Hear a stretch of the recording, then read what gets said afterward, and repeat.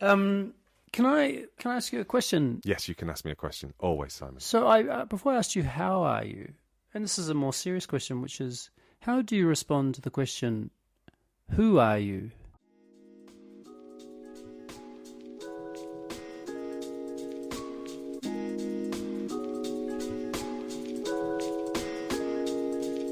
This is a podcast in which two friends talk about the pleasures, absurdities, and imperfections of being human. I'm Simon Ellis. And I'm Lee Miller. Welcome to Midlifing.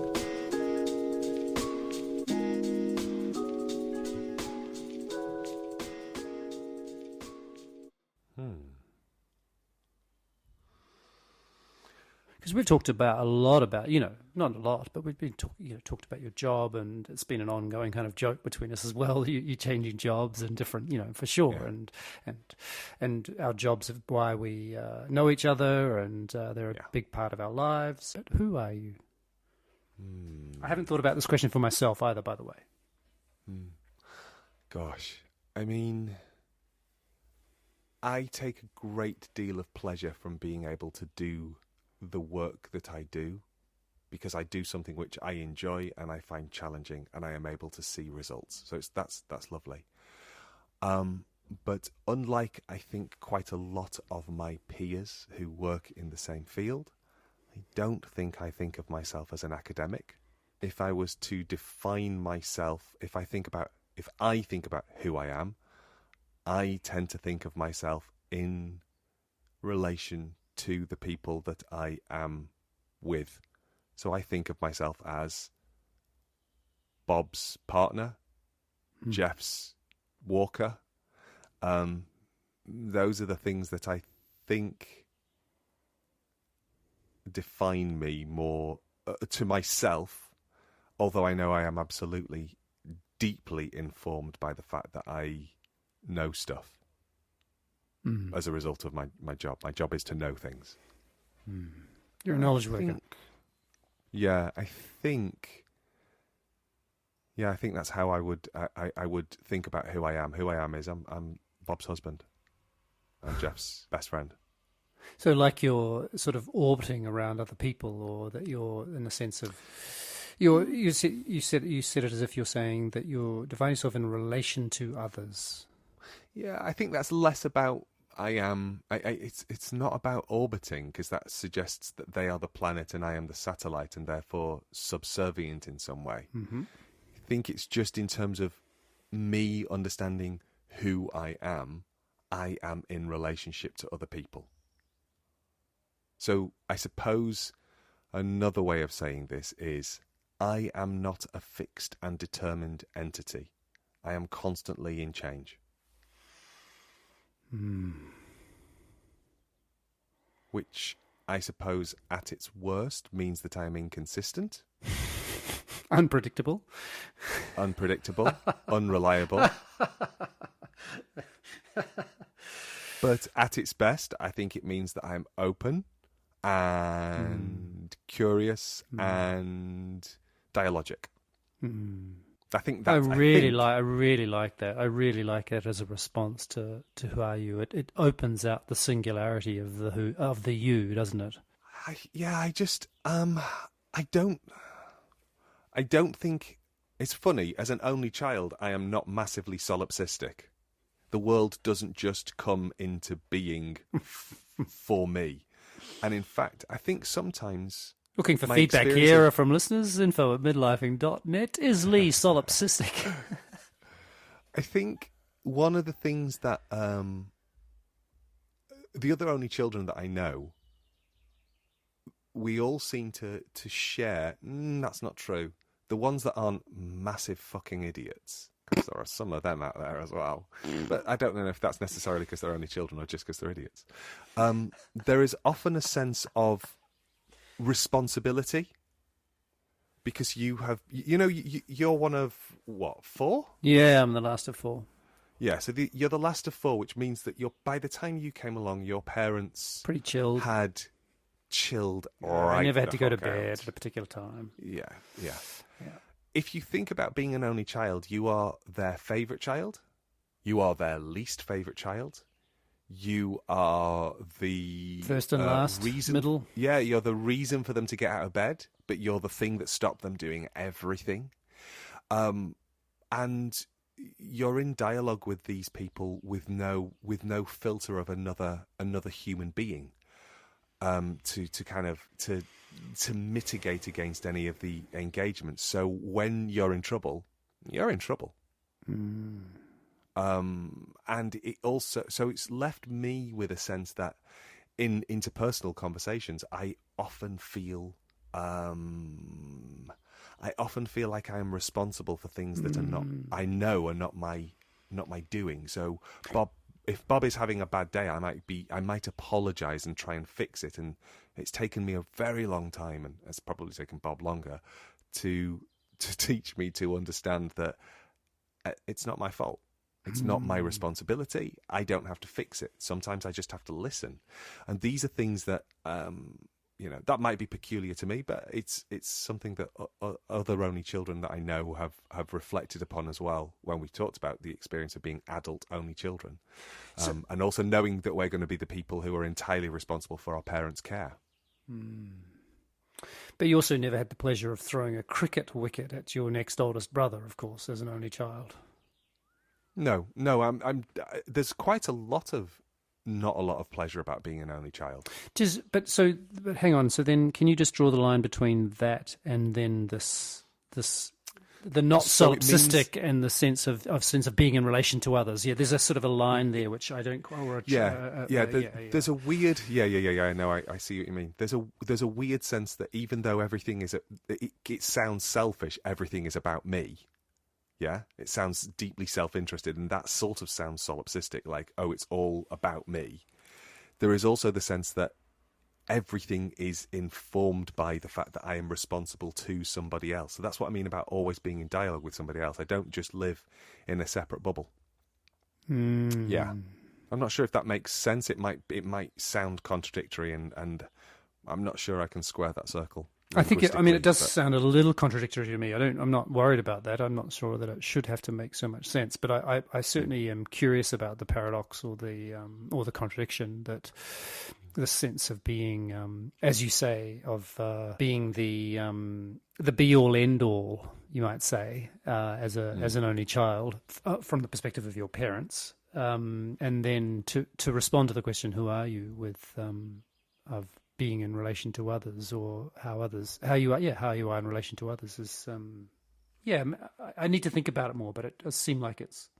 I guess it's because I've never really gone unobserved in the way that maybe the fourth of four can go unobserved. Yes. You're constantly in focus. Yes, to sneak under the radar.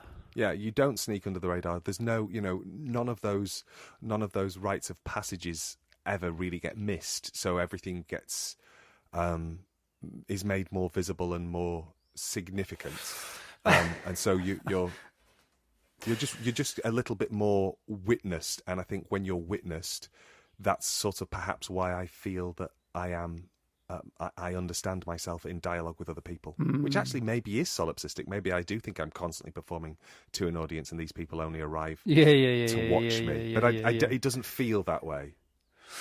My mother used to leave the four of us in the back of the car quite a lot if she had to dash in and do something. I have quite strong memories of being in the back seat of the car while Mum parked, and the four of us just giving each other hell, and being on the receiving end of that as the smallest. But also have quite a strong memory. I think in Wellington it was a hot day, and Mum just left me in the back of the car, and so talk about another time, like just me with the window down and coming back to the car, and I'd fallen asleep with my head lolling out of the car, like, just basically sort of my body hanging out of the car. I must have been very young, but talk about different days, different times.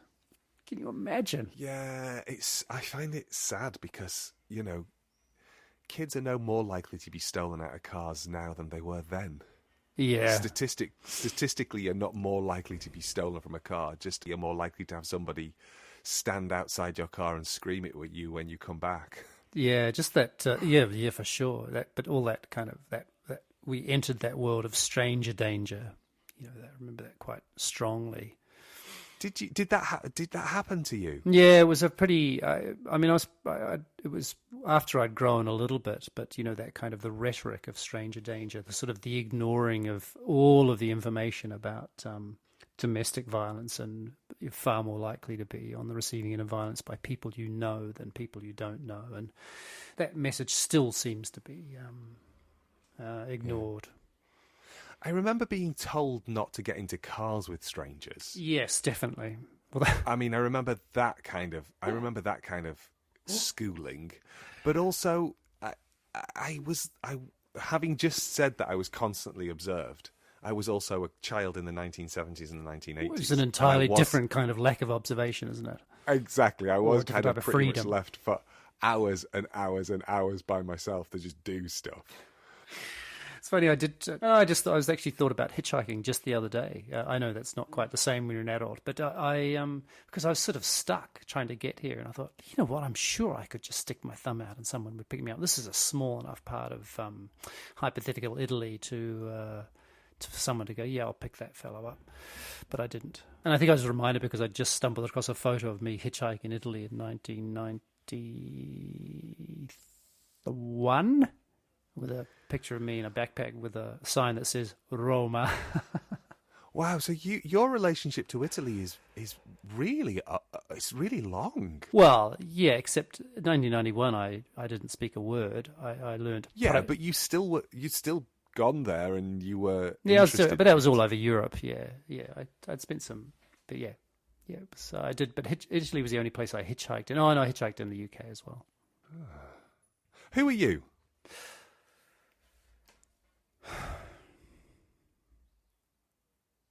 So I'm tempted to steal your answer, but in like one of those circles you go around at the beginning of the morning, you can't repeat anything anyone said. Because I really liked what you said. I think I've been thinking a lot about this week. I've been thinking a lot about generosity, and what I liked about your response was that you didn't fall into adjectives, which is what I'm going to do. Okay. And I like to imagine myself as a generous person. I'm not saying that I'm that all the time, not for sure, because people who know me pretty well know me to be pretty driven. And there's something about being driven which I think demands a certain kind of focus on the self. But yeah, I think there's something for me which is about how it is that I might, maybe it is similar, how it is that I might be for others or to be of service or to be helpful to others and generous with my time and thoughts and energy, which maybe I'm talking about something I aspire to. I don't know. But yeah, that's what comes to mind. But it's certainly not my work. It's certainly not. I don't think of it in terms of my relationships or in the same way. But maybe if I were to try and think of, I'd like to think of myself as outward seeking. It's interesting that you use the word driven, that you said that people would think of you as driven. Yes, or I don't know if that's... Oh, hi, Jeff. I don't know if that's true. Maybe I'm just imagining. No, it's certainly if I had to come up with a word, I would have plumped for ambitious, and then I would have spent a long time backpedaling from that, so it didn't sound quite so. But it's not quite so charged. It's not so different. It's not so different from driven. No, exactly. Yeah, which is I think why I really resonate with the word that you think other people would give to you, because actually I realise that I do mean driven. If I was to try and find a word, because I would have gone with, Simon's really ambitious in a way that I'm just definitely not. And then I thought, I actually just need to now ask Simon, because Simon's projected what he thinks. I don't know why I'm talking about you in the third person now. Still here. Yeah. You just said what you thought other people would, people who know you would think of you as driven. I've also been told that as well. It's not that Right. it's not like I'm imagining. I mean, I'm not sure everyone would think Gotcha. that, but I've certainly been Yeah. told that by other people over a long period of time. Yeah. And perhaps the most pressing instant is maybe I've told you this before, was when not long before my father died. He and my girlfriend at the time was visiting, and he arranged. I don't know how he did it, but it ended up a situation where he was just with her, and he basically warned her off me, and he said he described me as driven and basically someone who was so focused on these things, which were mostly professional things at the time, that she would be effectively ignored. Those are my words. I don't think those are the words. I mean, I wasn't there, but I learnt of that from her. So that was my father trying to drive a wedge. I got a different version. Clearly, that relationship didn't survive.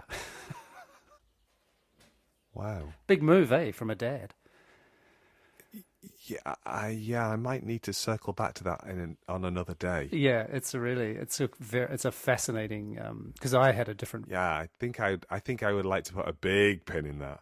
Oh, yeah, we can come back to it another time. But yeah, he also then had a conversation with me about her. He was really saying this relationship is not a good relationship. I'm going to find a way to do my best to stop it.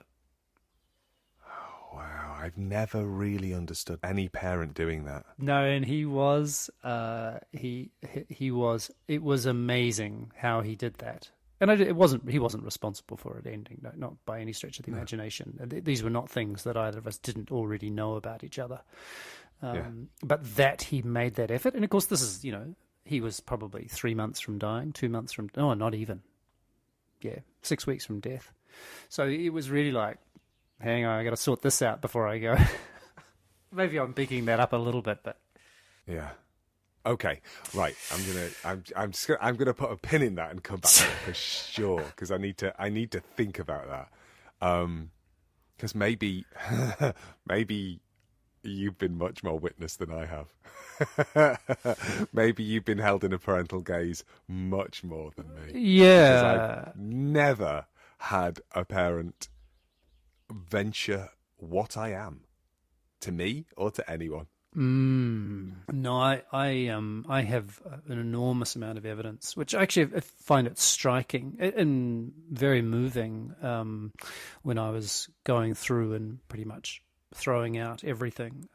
My mother, one thing that she'd done is given me these 2 massive folders of materials from my childhood, just stuff, cards and letters, and I pretty much threw all of it out. But there are a few letters, very few letters from her, curiously, whether she wrote letters but didn't include them, and then also letters to and from girlfriends, which, how, did I say this? How did she get those letters? Like, it freaks me out. Anyway, and then some letters from my father, which, so I was 12, 13, 15, and a very clear insight into the kind of person I was at the time. Very clear, like radically clear. It's astounding, actually. And also this frightening thing was just how little I've changed. Anyway, we went right off track there, but... No, it's a really interesting track. We are still talking about who you are. It's just that you've brought in the prism of other people's perspectives, and yeah, I don't think I've ever. Who am I to you, Simon? I don't mean in relationship to you, but am I? What are the adjectives?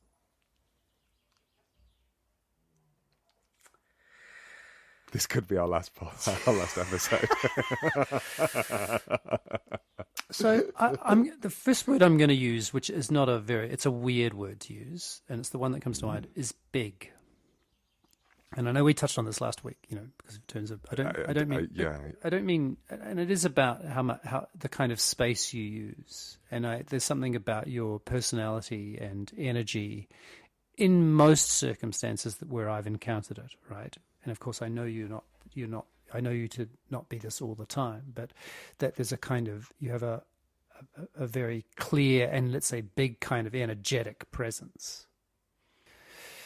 And which I find very attractive. Like, I'm really drawn to that. There's something about the kind of someone who can hold a room and seem to be quite comfortable holding a room, which I'm very drawn to. And then I think the other thing that comes to mind as I'm thinking about that is that you're quick, you're highly self-reflexive in the sense that you're quick to own and express self-consciousness. And so I've seen that in lots of different circumstances where, you'll be talking about one thing and then something will happen where you'll insert that kind of a degree of self-consciousness and self-awareness. So I think of those things as quite distinct things. And then I guess the other thing I would just say that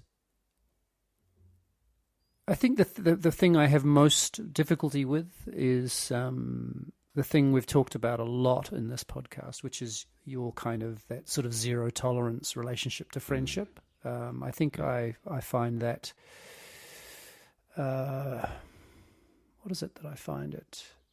I guess I'll just say uncomfortable.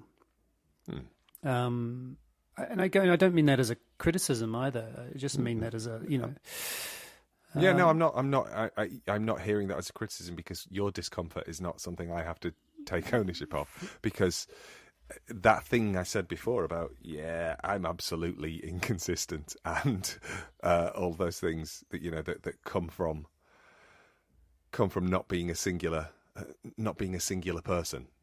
Or a singular, no, being in multitudes, in change. Containing multitudes. Yeah. Let's go back to Uncle Walt. Let's not look at his bedside table. I know. To go back to my workplace, in relationship to who I am. So we work in a very open plan building, which is acoustically very, very leaky. Oh dear. Yeah, it's one of those things that's been designed to be seen in, and nobody then thought about how you would be heard in. So goodness. And since the moment, I mean, this is a building I was aware of well in advance of working at the institution, because I'd been there and I'd done things in that building, and I always thought, God, this is a weird space. Working in it is even weirder, and I have to modify my behaviour significantly.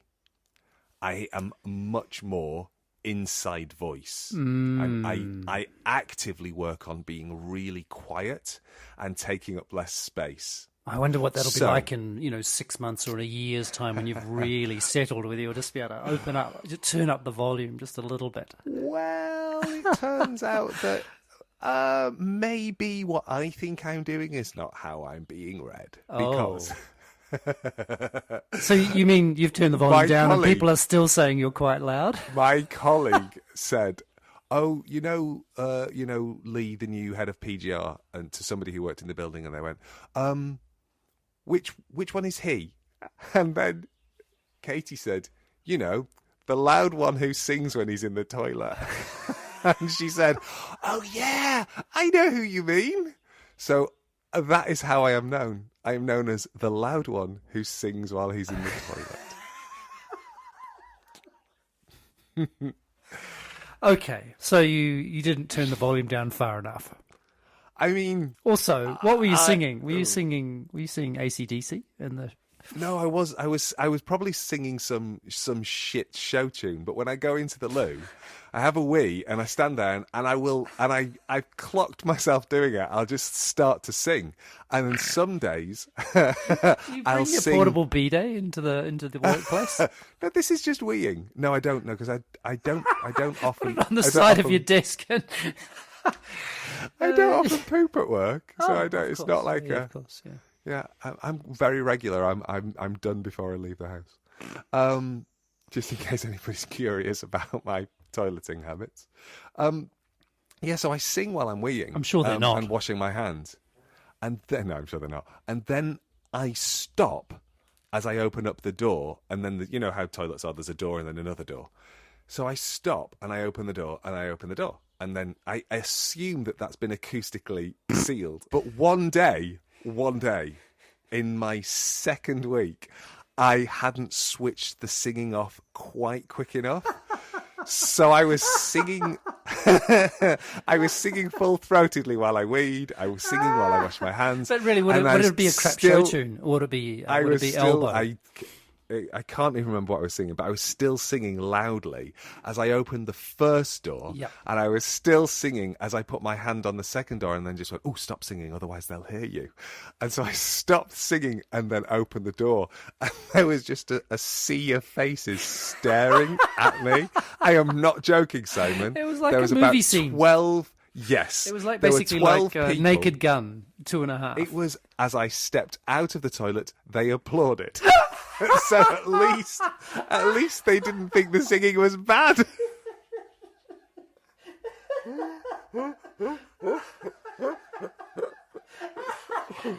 I wonder how many new colleagues at work have been applauded as they've stepped out of the toilet. I know. It was a moment of going, oh, crap. It turns out I'm still quite like I always have been, even when I'm trying not to be.